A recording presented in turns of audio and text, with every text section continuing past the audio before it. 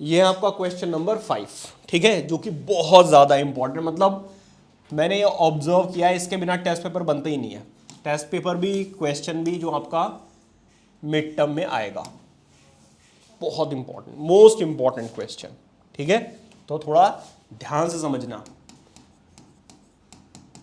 हमें 3 चीजें लिखनी होती है भाई, given, to prove and proof. बहुत बढ़िया।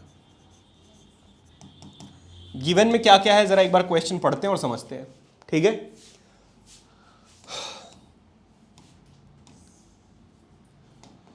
वो बोल रहे हैं जी POQ, POQ is a line, ray OR is perpendicular to the line PQ।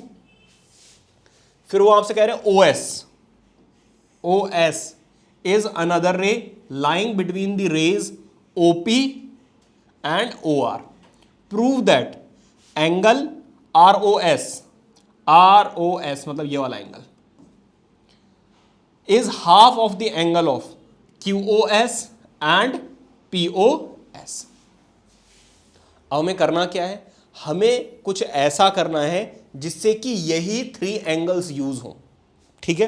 कैसे यूज करोगे जरा ध्यान देना। बहुत इजी सा क्वेश्चन है, बट पता नहीं क्यों बच्चों को थोड़ा सा टफ लगता है। पहले लिख लेते हैं भाई क्या क्या दिया हुआ है। एक तो हमें दिया हुआ है POQ इज अ लाइन,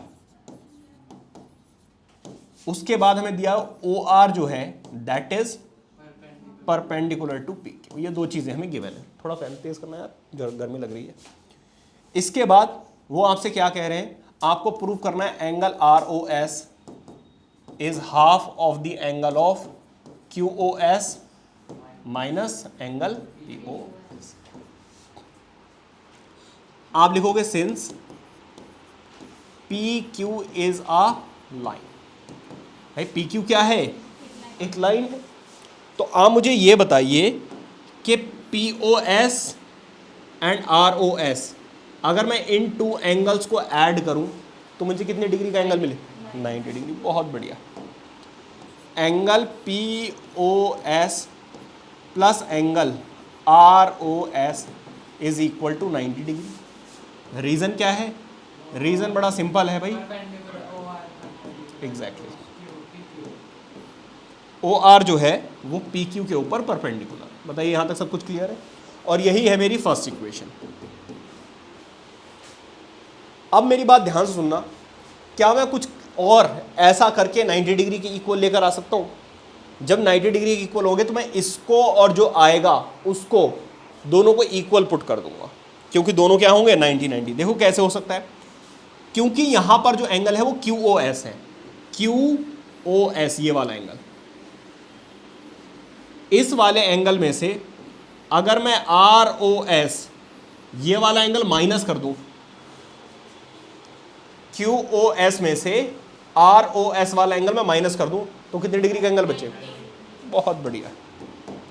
तो इसका मतलब angle QOS minus angle ROS is equal to 90 degree. और ये रही मेरी सेकंड इक्वेशन। बताइए क्या बात समझ आ रही है। अब ये भी 90 और ये भी 90, तो मैं क्या कर रहा हूं, इक्वेटिंग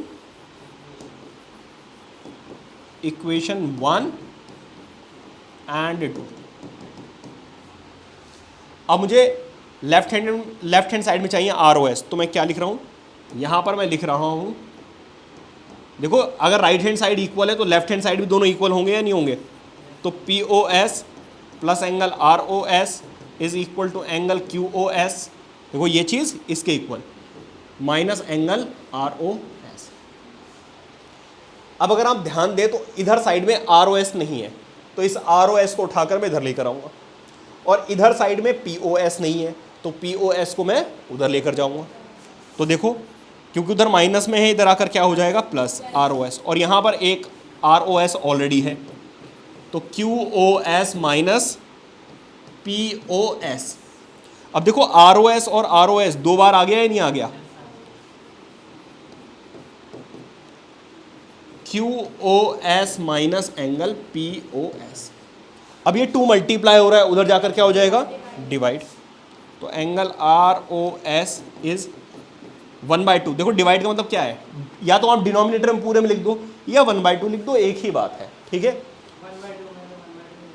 क्योंकि 1/2 में लिखा हुआ है तो हम वैसे ही लिख रहे हैं, ठीक है। और बाकी ये सब कुछ एज इट इज। बताओ बात समझ आ रही है नहीं आ रही है? तो ये रहा जी हमारा आंसर। बताओ बात समझ आ रही है नहीं आ रही? नोट कीजिए।